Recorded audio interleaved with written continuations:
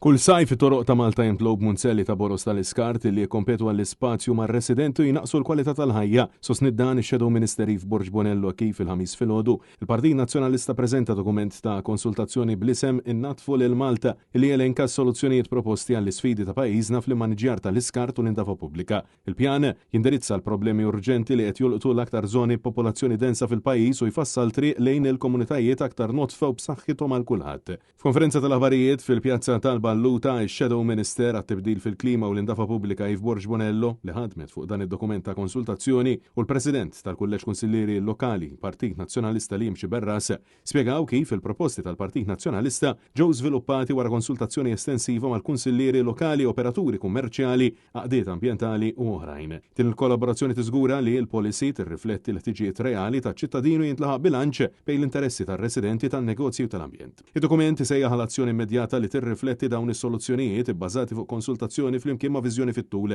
Fir-rigward ta' azzjoni immedjata, il-pjan jidentifika l-prattiċi attwali ta' ġbir tal-iskart bħala wieħed mill-akbar punti ta' falliment, partikolarment f'lokalitajiet fejn il-popolazzjoni tirdoppja fis-sajf bħalma huma San Ġiljan, San Pawl il-Baħar u Taslima.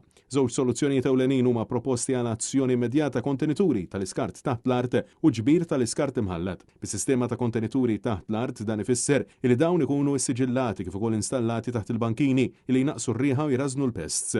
Għal żoni fejn ma jkunx possibbli jintużaw il-kontenituri taħt l-art trakkijiet mamra b'mod li jkunu jistgħu jiġbru tipi differenti ta' skart f'daqqa waħda u jisseparaw fl-istess ħin jippermettu frekwenza ħafna akbar ta' ġbir. News tkellem mad-deputat Yves Borġ Bonello li saħed dwar l-importanza li jsir xi ħaġa mill-aktar fis.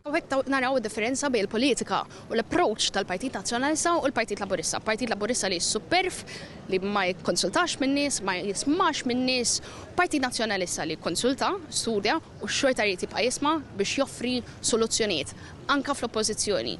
Fejn gvern ma jagħmilx id-dmir tiegħu u d-dmir tagħna li naġixxu. Jew għall-inqas nippruvaw u nweldu idejat u perspettivi b'tama żagħżugħa li nbidlu verament pajjiżna. Fost il-proposti hemm ukoll l-elettrifikazzjoni sħiħa tal-flotta tal-ġbir tal-iskart, l-użu tal-ilma riċiklata għal ħasil tat-toroq u installazzjoni ta' aktar smart bins fuq livell nazzjonali biex jitjiebu r-rotot u jitnaqqas it-traffiku. Intant li jimxi Berras spjega li fil-qalba tal-istrateġija fit-tul tal-Partit Nazzjonalista hemm studju komprensiv dwar il-carrying capacity. Partit Nazzjonalista qed jitlob lill-Gvern biex dawn l-istudji tal-carrying capacity jsiru f'kull lokalità u permezz tal-kunsillieri tiegħu kif wieħed li se jagħmel qabel elezzjonijiet lokali tas-sena l-oħra itressaq mozzjonijiet biex ikunu stabbiliti l-ħtiġijiet ta' kull belt u raħal wasaq li dan huwa turija ċara tal-proattività tal-Partit Nazzjonalista. Qegħdin ngħidu li fost l-oħrajn din il-proposta li ħarġet biha l-Onorevole Yves Borġ Bonello li titkellem ukoll fuq l-iskart, eċċetera, hija sitwazzjoni li preżentament qiegħda f'idej ir-reġjun, però aħna qegħdin ngħidu